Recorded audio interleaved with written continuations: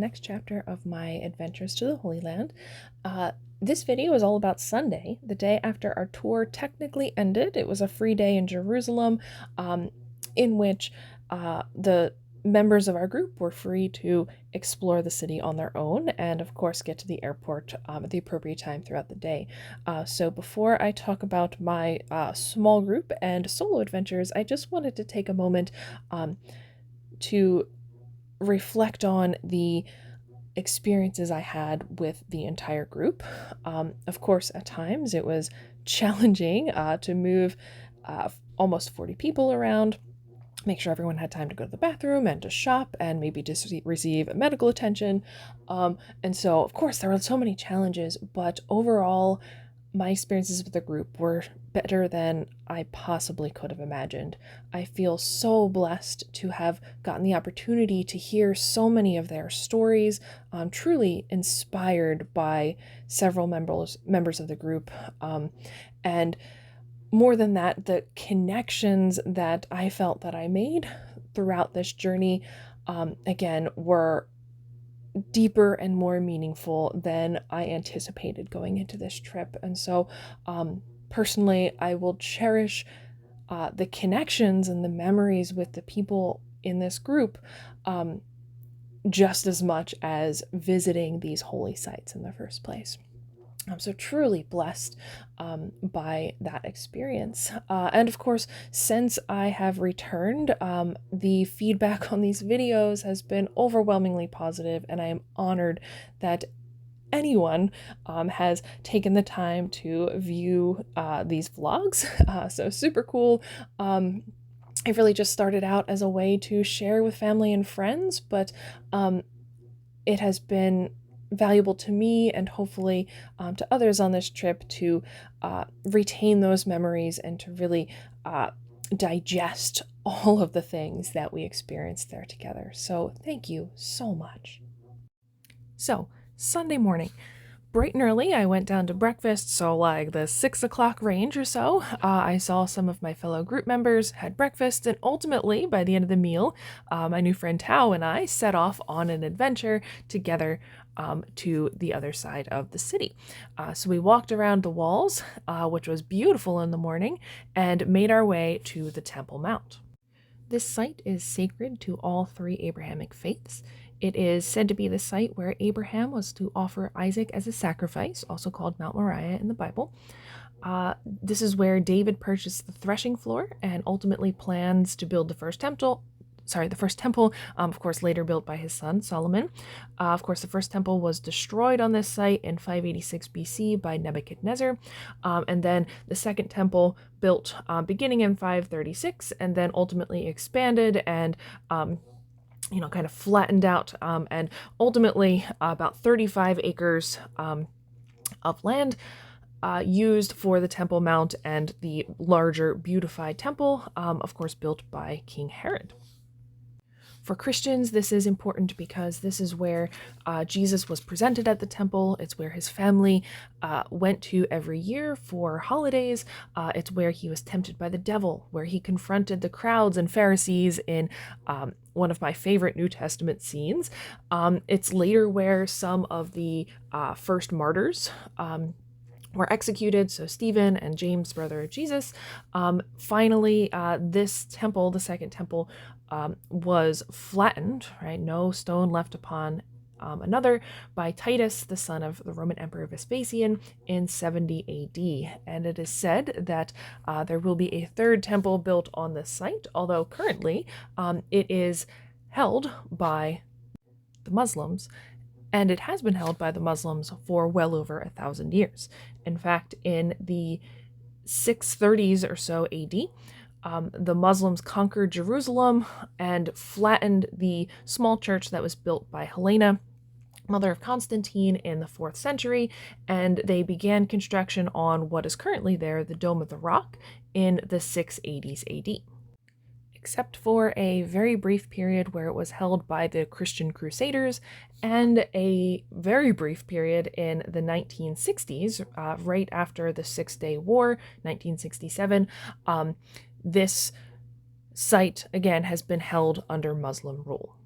Since the Six-Day War in 1967, the Israeli government has allowed the Islamic Waqf to control the Temple Mount in order to keep the peace, which is, of course, of utmost importance.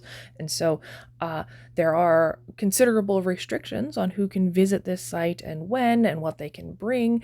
And, of course, no archaeological excavations are allowed at all. So we are unsure of where exactly the Holy of Holies actually is, and for this reason, many Jews will not visit the site at all to not risk stepping foot on the Holy of Holies, which of course is only allowed to be visited by the high priest only one day a year on Yom Kippur.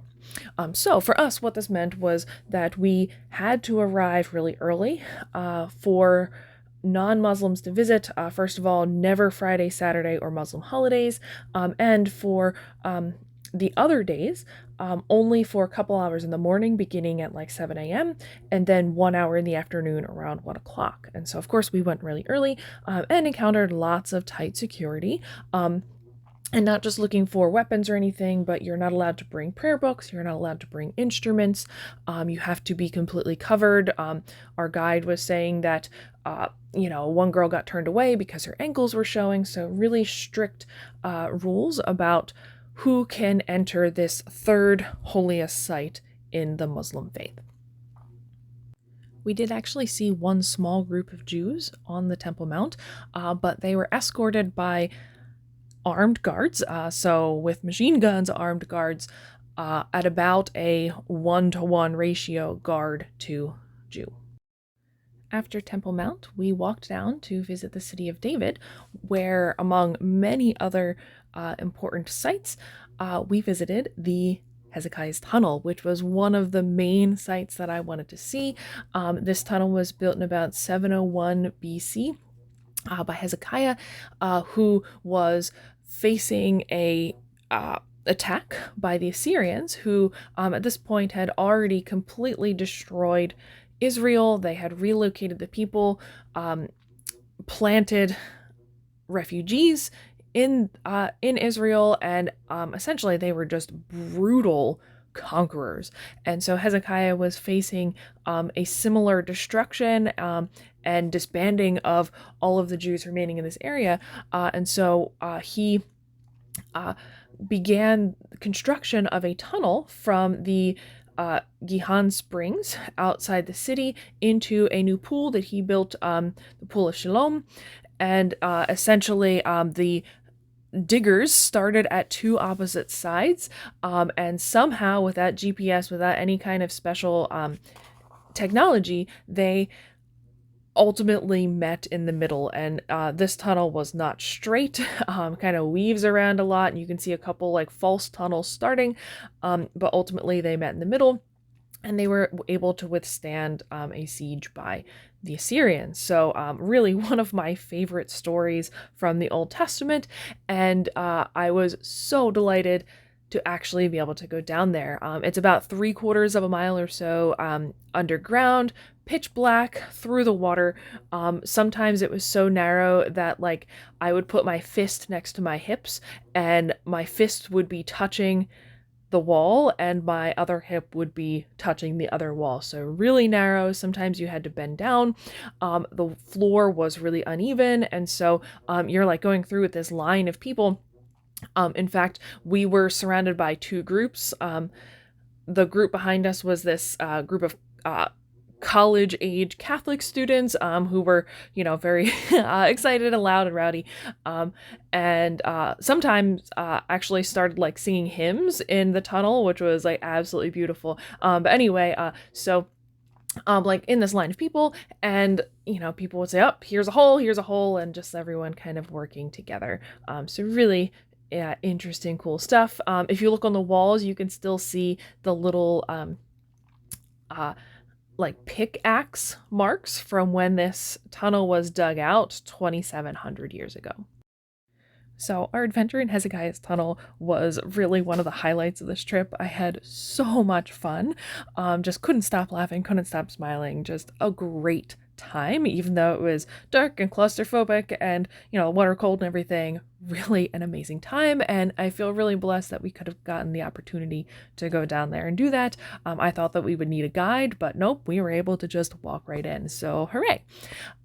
After our adventure in the tunnel, and Tao and I ascended the very steep slope back up towards Old City and towards our hotel. On the way, I had to stop and pick up my rental car. More on that soon. But the next event of the day was to meet some of my new friends at Razzouk Tattoo, longest continuously running tattoo parlor in the world since 1300, largely by many generations of the same family, so very good at what they do. And so we all got tattoos together. I got the Jerusalem cross, a common symbol for pilgrims to this area of the world. I'm so excited to share the coolest souvenir ever with Leela, Shirley, and Sheila. Thanks, guys, for convincing me to be so adventurous and spontaneous in this way. And speaking of adventurous, after saying goodbye to all of my wonderful friends, I rented a car and drove out of the city of Jerusalem, of course, which I was super nervous about, especially after seeing all of the precarious traffic situations that our very talented bus drivers had to deal with during our trip. But driving a car, I found that people were very considerate, and overall it was a great experience. So I drove out of Jerusalem and up into the mountains to a super cool hostel. So very different accommodations than I'd been staying at all along. I had a room for 6 people, but there were only, I met one girl that had, met this Israeli guy in South America and followed him here, and ultimately was just like hanging out, just like seeing where this went. And then there was another group that came much later that night, but in general, like not very populated on a Sunday afternoon, a Sunday evening. So I pretty much had the place to myself. Of course, before bed, I went on a little hike around where I was staying. And what we can see here is the fence, right? So between Jewish Israel and Arab Israel. And so actually, when I was hanging out in the hostel for a little bit, there was a security guard just like, casually holding machine gun, just like so many people in the area. That really was a culture shock for me. But being so close to the border like this, I understand why there is need for such security in these places. So anyway, on my little hike, I found this awesome little park, and hiking out, we could see Tel Aviv. We can see the mountains surrounding Jerusalem, just absolutely gorgeous place. And I don't really know what these structures were. Everything was in Hebrew, so if anybody has any insight into this, I would love to know what I was looking at. But in general, just a great little hike around. Great to be back in a forest, not in, quite so exposed lands like we'd been exploring. And of course, I love the mountains.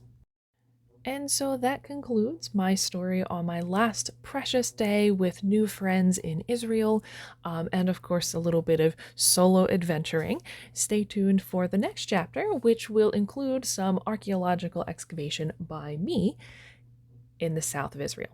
Thanks.